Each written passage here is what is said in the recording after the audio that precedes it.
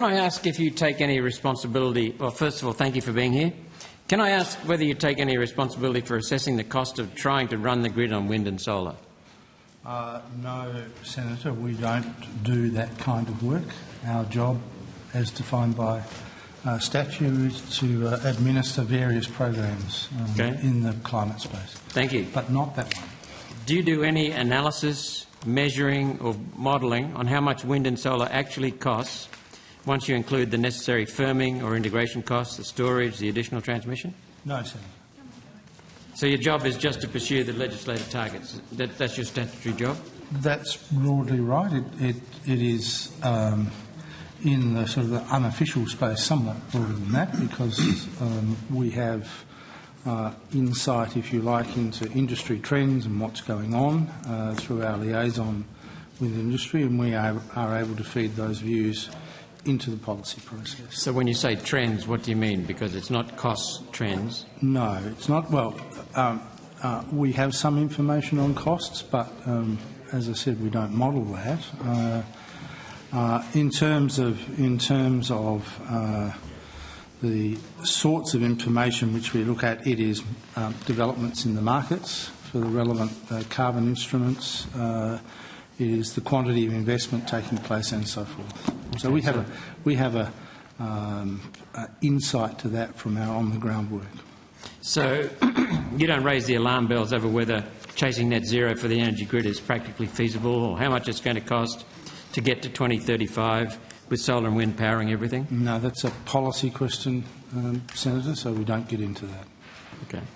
So you don't test AEMO's integrated system plan. There are so many acronyms, aren't there?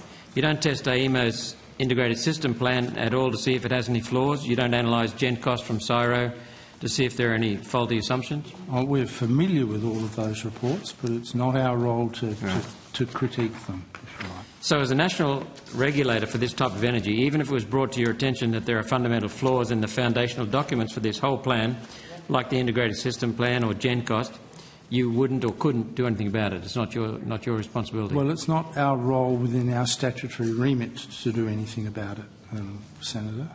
Thank you, Mr Parker. I only ask because almost every climate-related agency I've asked whether it's supposedly justifying the mad switch to solar and wind, or whether it's actually implementing the policy that I ask, says that it's not our job to consider the big picture. I'm not arguing that you're shirking it, not at all. I'm just confirming that you don't do it. So we could be driving off a cliff here, and everyone's saying, well, it's not my job to think about the cliff, I just drive the car, because you've been appointed the driver. Does that terrify you? Senator Roberts, you are now actually... Does it terrify you, Minister? You are now asking the official about his feelings, and you're asking me about my feelings. I can explain to you the policy position of the government and the policy arrangements in the government and responsibilities. So the Department of Climate Change, Energy, the Environment and Water is responsible for the broad settings in relation to the energy market, and they've been here this morning and answering questions from senators about the approach they take to policy development for the settings for the energy system. There are other institutions, as you've observed, that have either an advisory or a regulatory role, and the CER is one of them, and they are here and able to answer your questions about the task that they've been given under legislation. Okay. Thank you, Minister. Thank you, Mr Parker and your team. Thank you. Thank you, Chair.